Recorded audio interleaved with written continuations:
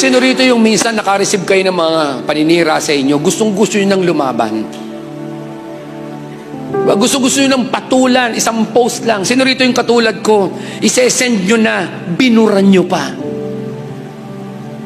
O meron dito, sinend mo na, nainis ka, tapos bigla mong naisip, inansend to everyone. Alam nyo kung bakit? Kasi nag-iisip ka na na ayaw mo makasakit, ayaw mo madagdagan, ayaw mo mag-gaslighting. Pero gusto ko sabihin sa iyo, tama yan. Bakit?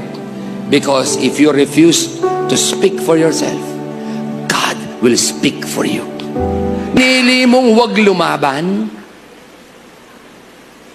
wag i-defend ang sarili mo, ang Diyos magde-defend sa iyo.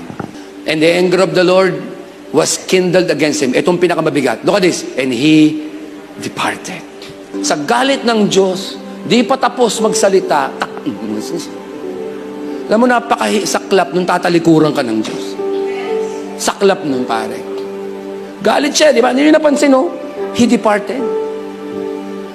Pagtaas ang pagalitan, malis siya. Bakit? Kasi galit talaga ang Diyos eh. Galit ang Diyos na nagsoso ng discord. Gusto nyo bang ganon? Halikuran ka ng Diyos? Kaya pala marami mga tao, chismis ng chismis, pray ng pray, hindi sumasagot ang Diyos. Bakit? Tumalikod ng Diyos eh. Galit ang Diyos.